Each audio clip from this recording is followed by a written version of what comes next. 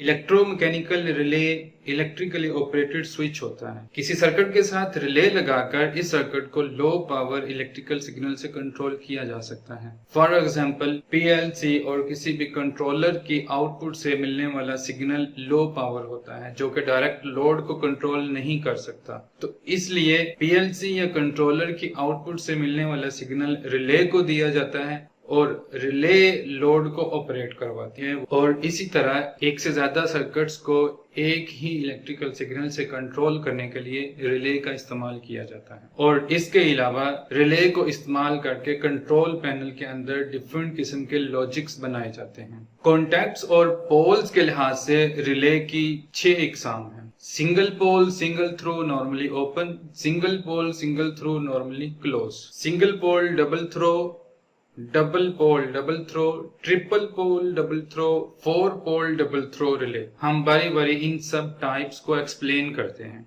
Single pole single throw normally open. Single pole single throw, जैसा कि इसके नाम से जाहिर है कि इसमें सिंगल पोल होता है, एक ही पोल होता है, और सिंगल थ्रू यानी एक ही थ्रू होता है। ऐसी रिले के अंदर कॉन्टैक्ट पॉइंट ओनली 2 होते हैं, 2 ही कॉन्टैक्ट पॉइंट होते हैं।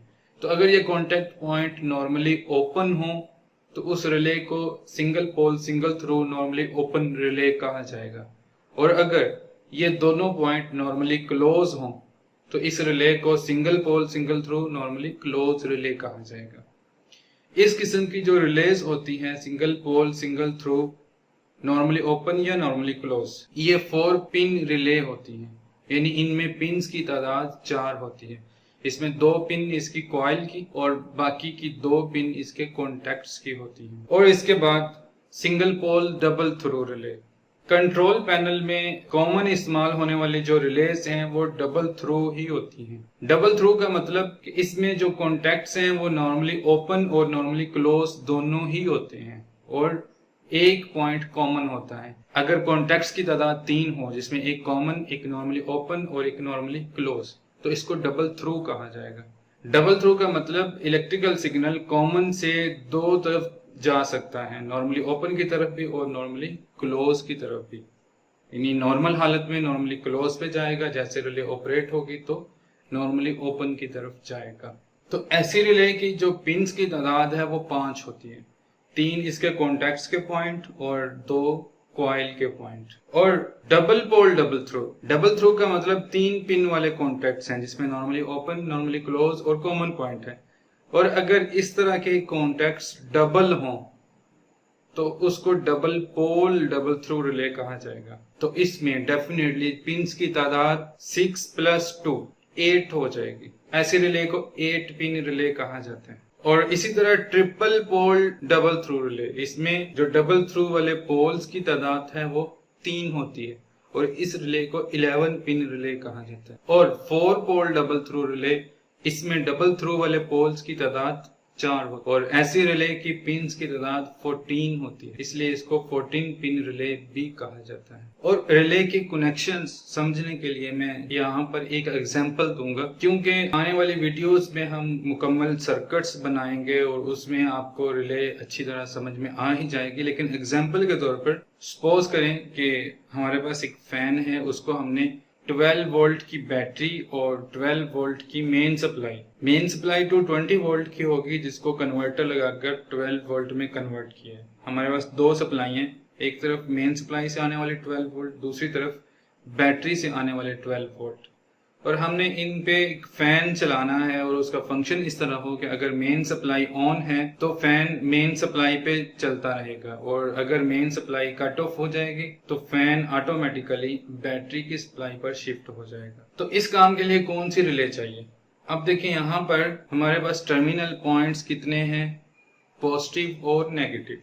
मेन सप्लाई पे भी प्लस और माइनस, बैटरी पे भी प्लस और माइनस और फैन का भी प्लस और माइनस। इसलिए हमें 2 पोल रिले चाहिए। और थ्रू कितने चाहिए? हमारे पास 2 इनपुट्स हैं और 1 आउटपुट्स है, 3 पॉइंट्स हो गए। तो इसलिए इस फंक्शन को बनाने के लिए हमें double pole double throw relay चाहिए और double pole double throw relay 8 pin relay होती है। तो चलिए उसके कनेक्शन करते हैं। इसमें अब देख सकते हैं कि जो 8 पिन रिले है उसमें टोटल 8 पिन्स हैं, जिसमें से नंबर 2 और नंबर 7 ये कॉइल के पॉइंट्स हैं और नंबर 1, 3, 4 ये एक पोल के कॉन्टेक्ट्स हैं, नंबर 8, 6 और 5 ये दूसरे पोल के कॉन्टेक्ट हैं। हमने क्या करना है कि जो दोनों पोल की कॉमन कॉन्टेक्ट्स हैं उनको फैन के साथ कनेक्ट कर देना। नंबर 1 को फैन की पॉजिटिव के साथ कनेक्ट कर देंगे और नंबर 8 को फैन की नेगेटिव के साथ कनेक्ट कर देंगे। तो नॉर्मल हालत में हमने देखना है कि जब मेन पावर नहीं है फैन कहां से सप्लाई हासिल कर रहा होगा, बैटरी से। हमने बैटरी की सप्लाई जो है वो कनेक्ट करनी है नॉर्मली क्लोज से। तो 4 नंबर पे बैटरी का पॉजिटिव कनेक्ट कर देंगे और 5 नंबर पे बैटरी का नेगेटिव कनेक्ट कर देंगे। तो इसी तरह 2 पॉइंट्स हमारे पास बचे हैं, 3 और 6। 3 को मेन सप्लाई के पॉजिटिव से कनेक्ट कर देंगे और 6 को मेन सप्लाई के नेगेटिव से कनेक्ट कर देंगे। अब इस टाइम पे अगर हम फैन का स्विच ऑन करेंगे तो फैन बैटरी से सप्लाई लेके चलना शुरू हो जाएगा, क्योंकि जो बैटरी के कॉन्टेक्ट्स हैं वो नॉर्मली क्लोज हैं। कॉइल को सप्लाई देंगे मेन सप्लाई से, ताकि मेन सप्लाई अगर ऑन है तो कॉइल एनर्जाइज हो, रिले ऑपरेट हो जाए और कॉन्टेक्ट्स जो हैं वो चेंज होके मेन सप्लाई की तरफ कनेक्ट हो जाए, यानी जो फैन है वो मेन सप्लाई के साथ कनेक्ट हो जाए। तो इस मकसद के लिए नंबर 2 को नंबर 3 के साथ कनेक्ट किया जाएगा, क्योंकि मेन सप्लाई 3 पे ऑलरेडी आ रही है। तो हम नंबर 2 को नंबर 3 के साथ कनेक्ट कर देंगे और मेन सप्लाई की नेगेटिव ऑलरेडी नंबर 6 पे आ रही है और नंबर 7 जो कॉइल का पॉइंट है उसको नंबर 6 के साथ हम कनेक्ट कर देंगे।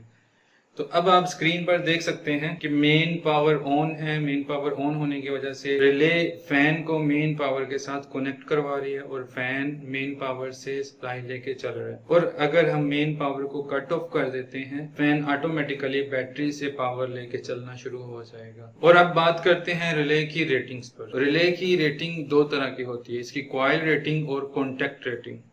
और इसकी जो कॉइल रेटिंग है वो वोल्टेज रेटिंग होती है, जो कि 6 volt, 9 volt, 12 volt, 24 volt, 110 volt और 220 वोल्ट हो सकती है।